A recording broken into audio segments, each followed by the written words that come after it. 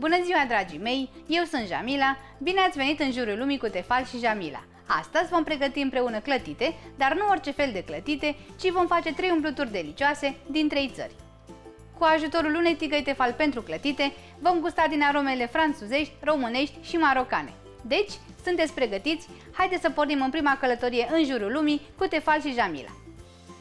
Ingrediente. Pentru clătite vom avea nevoie de 220 de grame de făină, 550 de ml de lapte, 3 ouă, o lingură de esență de vanilie, 50 de grame de unt topit, 30 de grame de zahăr și foarte puțină sare.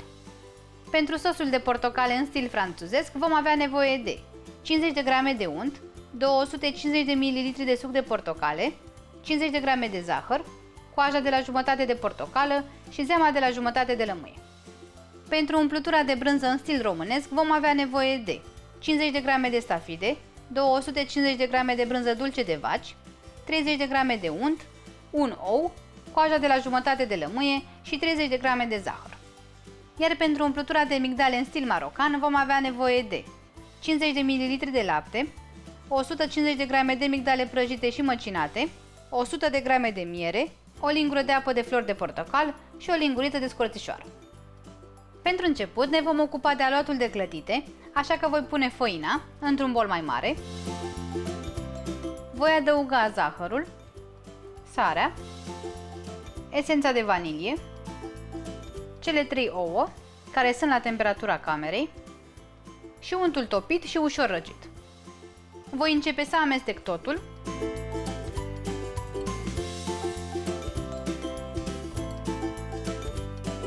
Adaug puțin câte puțin laptele și amestec ușor, în felul acesta nu se vor forma cocoloașe.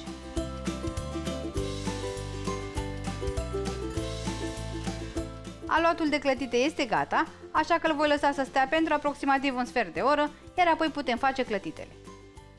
Pentru a prepara clătitele, voi folosi tigaia pentru clătite Talent Pro de la Tefal cu un veliș antiaderent cu inserții de titan ce o face rezistentă la zgârieturi. Așadar, putem folosi și ustensile metalice. În plus, nu este nevoie să o ung cu ulei pentru că nu lipește.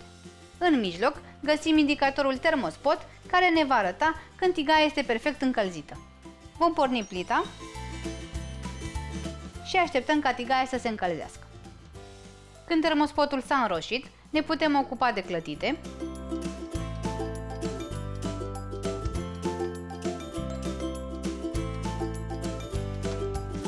Lăsăm clătita să se coacă pentru aproximativ 2 minute, apoi o întoarcem și o mai lăsăm maxim 1 minut.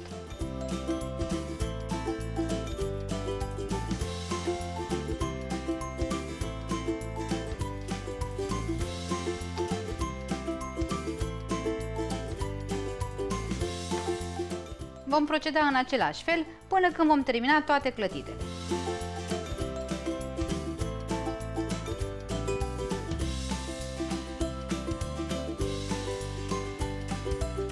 Acum că am terminat clătitele, haideți să ne apucăm de cele 3 umpluturi delicioase.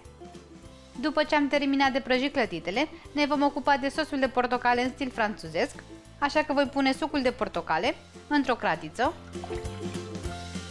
voi adăuga sucul de lămâie și zahărul și voi fierbe totul pentru aproximativ 5 minute. Când sucul a fiert pentru aproximativ 5 minute, putem adăuga coaja de portocală, care este bio sau netratată, și untul, care este la temperatura camerei și are 80% grăsime. Amestecăm din nou și mai fierbem sosul pentru încă 5 minute, cât să se îngroașe puțin. Sosul de portocale este gata, așa că îl voi lua de pe foc și îl voi turna într-o carafă.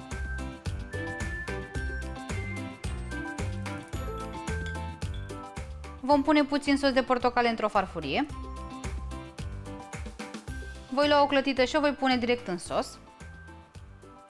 O voi întoarce și pe cealaltă parte, astfel încât să fie în întregime acoperită de sosul de portocale. Voi plia clătita în jumătate, apoi din nou în jumătate, cât să arate cam așa. Iau clătita și o pun pe un platou și voi continua în același fel și cu restul clătitelor. Voi face 4 clătite în acest fel. Când rămân fără sos, pur și simplu mai torn din carafă.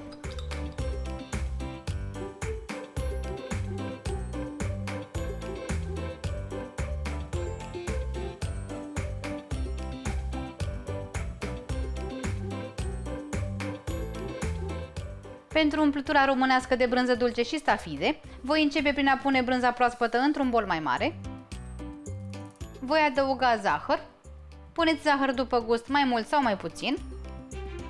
Voi adăuga și oul, coaja de lămâie. La fel, este coajă de lămâie bio, dar puteți folosi și netratată. Voi adăuga și stafidele și voi amesteca foarte bine totul. Umplutura este gata, așa că putem umple clătitele. Vom lua o clătită, vom pune pe ea din umplutura de brânză, o întindem uniform.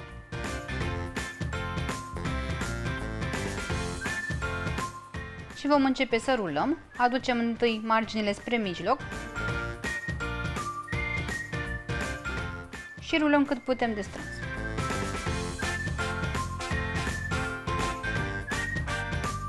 Voi continua în același fel și voi umple încă 3 clătite.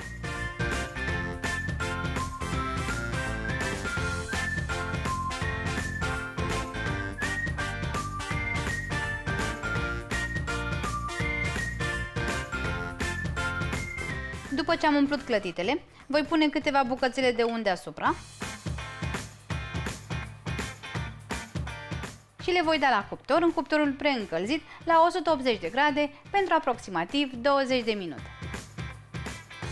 Pentru umplutura marocană cu migdale, voi începe prin a pune migdalele într-un bol. Sunt migdale coapte și mărunțite. Peste ele voi pune mierea. Eu am miere de salcâm, însă puteți folosi orice fel de miere aveți acasă. Voi adăuga scorțișoara și apa de flori de portocal, care este foarte, foarte aromată. Voi amesteca ușor și voi adăuga lapte puțin câte puțin, cât să subțiez compoziția.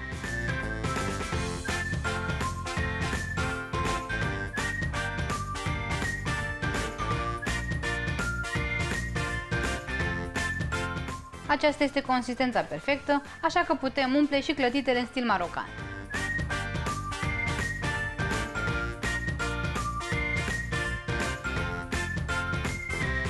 Întindem umplutura pe fiecare clătită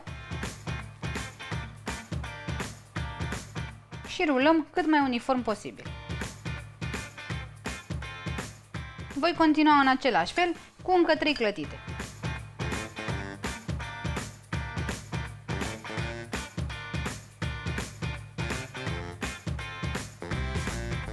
Dragii mei, aceasta a fost rețeta mea de clătite cu 3 umpluturi delicioase. Avem delicatele clătite franțuzești cu sos de portocale și unt,